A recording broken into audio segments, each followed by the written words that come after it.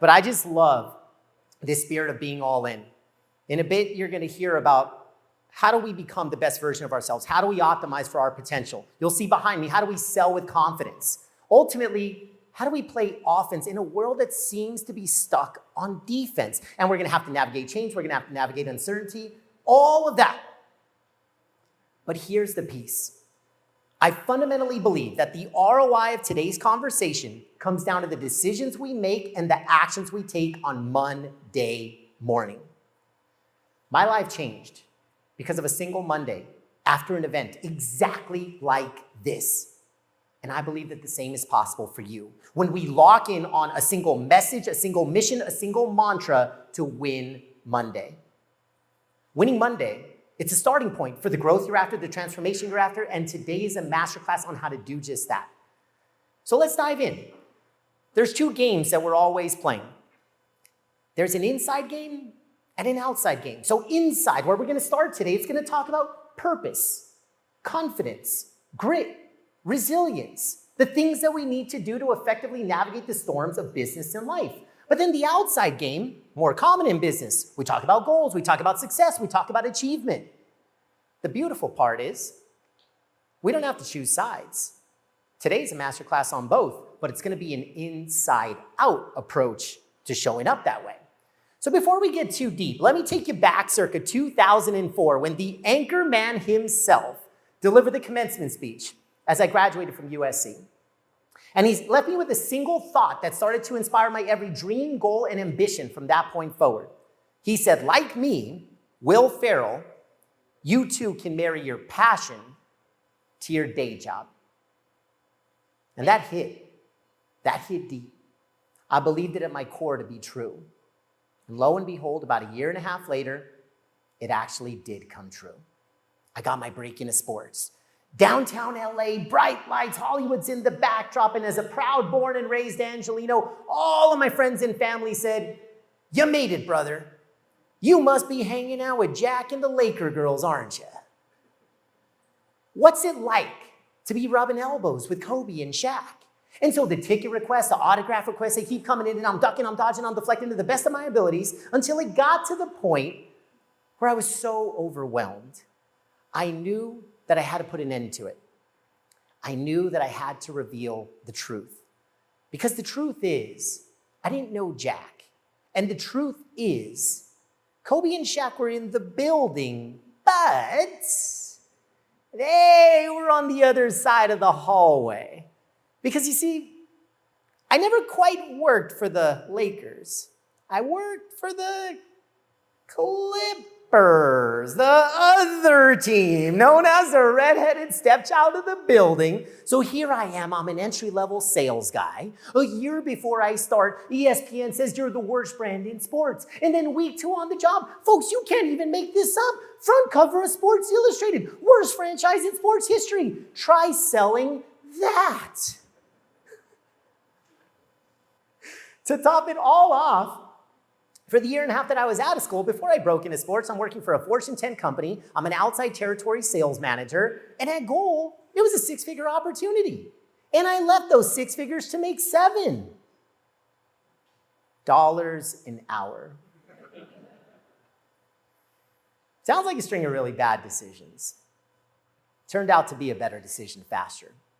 It's also the birthplace of where I learned how to play offense in a defensive environment. And defense is around you and I every single day. Defense are the storms. Defense are the adversities. Defense are the hurdles, the obstacles, the setbacks, the challenges, all the things that get in between you and winning, you and producing, you and performing. That is defense. But today is about how we can always choose to play offense, no matter how defensive the world around us gets.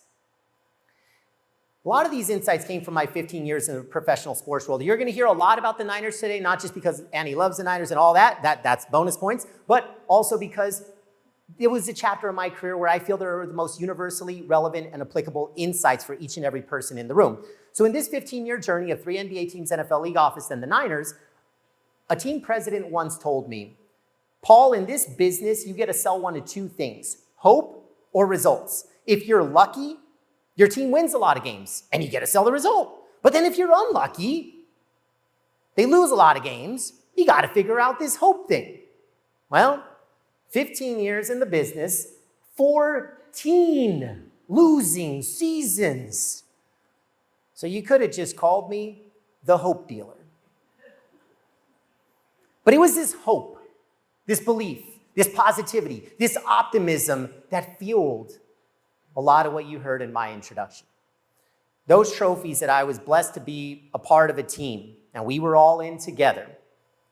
All-time Super Bowl revenue record at the Super Bowl, opening up a billion-dollar stadium and shattering goals and expectations, taking a cellar-dwelling MBA club and taking it from bottom revenue performance to top revenue performance. In this conversation today, we're actually going to unpack something that, again, is universally relevant on how we did that. So the trophies were awesome. They were cool. But I wouldn't trade a single one in for the greatest day that the sports industry ever made possible for me and my loved ones. March of 2016, I got to marry my best friend, my rock, my soulmate, on the field of Levi's Stadium. The venue was her idea, I swear. Nobody believes me, I swear. Now, I already know what you're thinking. Top left, you look at her, you look at me, and you're like, dude, you totally outkicked your coverage. To that, I would say, fact. But remember, I'm a sales guy. So you could call this the greatest sale of my life.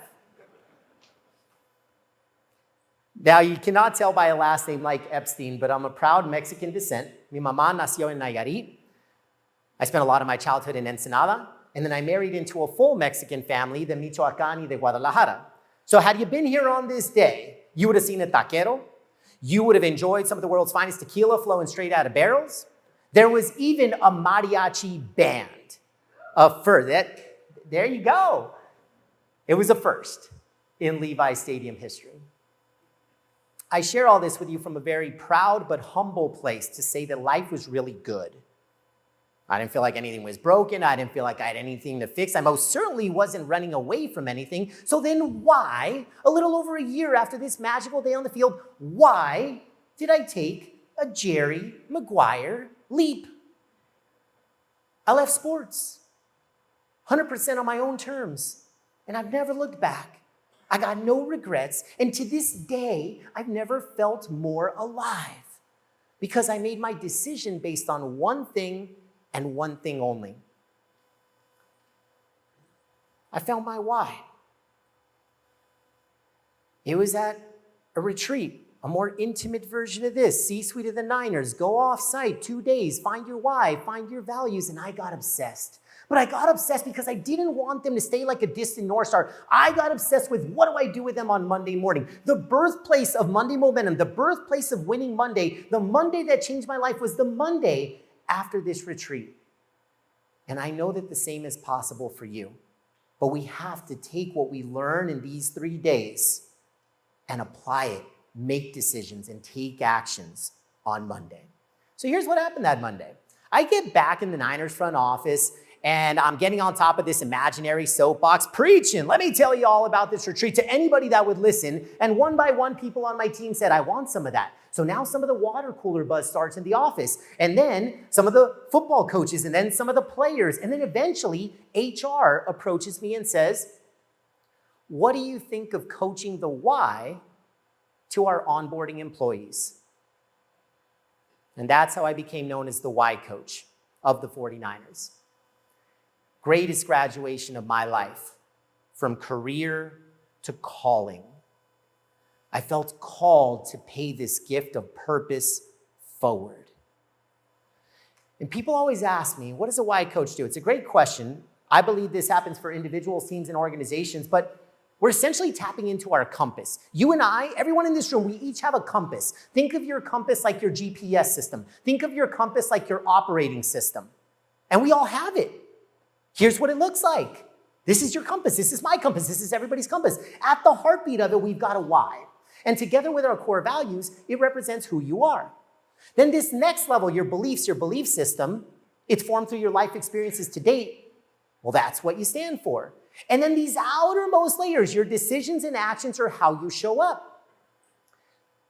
The compass is non-negotiable, but how we build it, develop it, are intentional about it.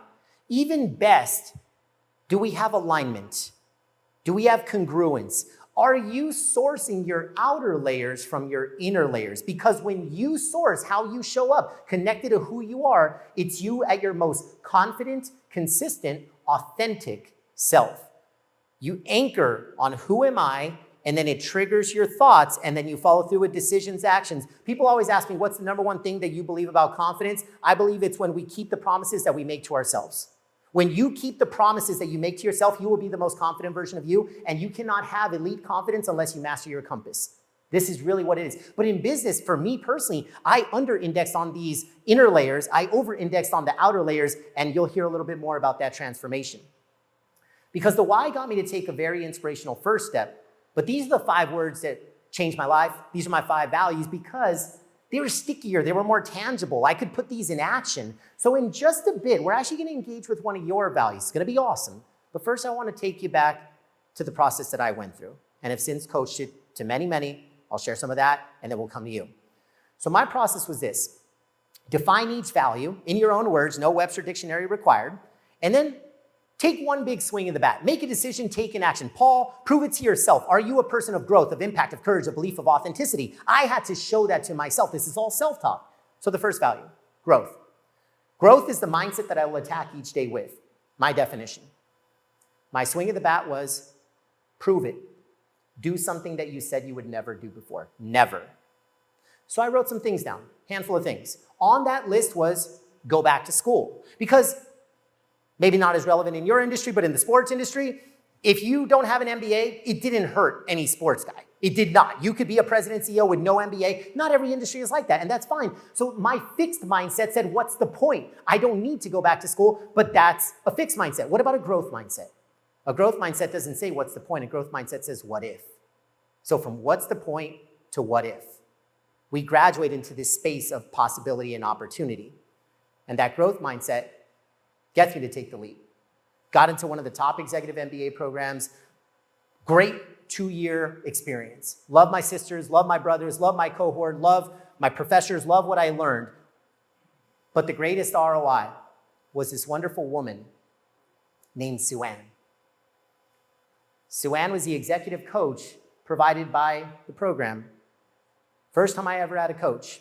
And in one conversation, she created a permanent shift that would alter the trajectory of my career and my life. So let me take you inside that conversation. I'm still in sports at the time. She sits me down, I'm a month into the program, and she says, all right, Paul, I know what you do. You're the head of sales for a football team. What do you love about it? What do you hate about it? What do you tolerate? Love, hate, tolerate. Great questions for all of us to ask about anything that's important in our life. Love, hate, tolerate. So I answered all 3. And then Sue Ann said, go deeper on the love bucket. Okay, all right, Sue Ann, I'll go deeper on the love bucket. Well, I love being a leader. I love people. I love my team. I love the culture side. I love being a coach, just like you. And she said, awesome. On a good day, what percentage of your time do you do that? And I started to slouch down in my chair knowing I would hate the answer. My ego puffed it up to 20%. The truth was probably 5 to 10. Sue Ann, 20%. And she said, okay, if I wave a wand and you become your boss tomorrow, does that 20% go up, down, or sideways? Thought about my boss, almost all strategy, no people. Sue Ann, I think it'd go down. And this was the question that changed everything for me. Sue Ann asked, so what are you after? What are you after? Such a simple question, but it could have such profound meaning if we haven't asked ourselves that in a long time. How long has it been since you asked yourself, what are you after? What Sue Ann woke me up to is, I was succeeding, I was winning, LinkedIn profile looked better by the month and by the year, but I was just drifting on default. And she called me out and said, you can either continue to drift on default or you can operate by design. Drift on default or operate by design. You need to make that choice. And I did. She opened my mindset. Now, my second value, I'll be really quick with this one. Impact is making a difference. My measurement of impact is, are you leaving people and places better than you found them? You'll hear why in our keynote later today, why impact is absolutely where I burn the most. Like, this is the DNA. I'll get to that in a bit. But for me, my simple question was this. If this is the sports industry, inside these four walls, can I drive more impact inside of the four walls or beyond? And at that point, I knew that I had to leave sports because staying would have been leaving impact on the table. So how fascinating. Just like I look at that wonderful wall over there, Seagate 3 values, we're going to talk all about those throughout the day today, throughout the afternoon. A company has values, you have values. Whether we act on them, that's where the rubber meets the road. But look at the story I just shared. This is compass stuff. This is the mastery of the compass. So growth takes me back to school. I get introduced to this wonderful woman named Sue-Ann. She opens my previously fixed mindset to become growth-minded. Okay, impact gets me to take a leap, which for sure required courage. It took belief in self. It took belief from other people. And then authenticity. People always ask, why'd you leave sports? I say, I didn't leave sports. I found myself. I did not leave sports. I found myself. That's authenticity. And some of these decisions, some of these leaps, they seem big, bold, and audacious, but the reality is crystal clear, super confident, never look back, no regrets. We just move forward because I finally figured my inner game out. And that's my invitation to you. The rest of this conversation has to do with your inner game. That's where I want to double click on. Because this game of life and business, it's simply bets. It's bets that we make on ourselves. And the more that we can anchor the decisions and the actions, which are the bets, meeting the marketplace, meeting the world, if we anchor it on something that's on the inside, the compounding effect of inside-out confidence and making these bets based on who you are at your core, it becomes unshakable. So if we want to navigate change, if we want to navigate uncertainty, if we want to get through disruption, if we want to get through a storm, if we want to get through adversity, unless you master your inner game, the wind's always going to blow you off course. The people that can stay on course, the pandemic for some, totally derailed. The pandemic for others, 2 steps back, and now we're back to taking 20 forward. The difference is, did they understand who they were, what they stood for? Did they lock in before the storm struck? And now confidence. Let's talk about the other side. I could just share the positive stuff. But when you write a book, here's what my publisher told me. The subtitle of a book is the contract that you make with a reader. Better Decisions Faster, my latest book, the subtitle is Unshakable Confidence When You Need It Most. That's why I'm telling you all that I could not have spoken the way I'm speaking today about confidence 3 or 4 years ago. A lot of these insights came from the process of the research in backing the book up to give ourselves confidence at our most critical forks in the road of business and life. And what I realized is gaps of confidence are all around us. And confidence is currency. Confidence is why we're all here. Here's what a confidence gap might look like in the workplace. Here's how it shows up and rears its ugly head. Obviously, we don't want this, and this is not a Seagate piece. This is a national workforce piece. Let me show you a little bit of research that I found on confidence gaps. In an org chart, top down, 85% of leaders lack confidence in their people. Not good. Well, that's downstream. What about upstream? A little bit better. 76% of people lack confidence in their leader. Again, this is not Seagate, this is national, okay? Not so fast, Paul. Okay, and then here's the silent killer. 85% of people lack confidence in the mirror, in themselves. Here's your summary. How can we win? How can we grow? How can we produce? How can we perform when confidence gaps are around us every day? And today, let's spend some time on winning this game of inches and closing our gaps. The gaps or the decisions, it's the moments, it's the small stuff that makes all the difference.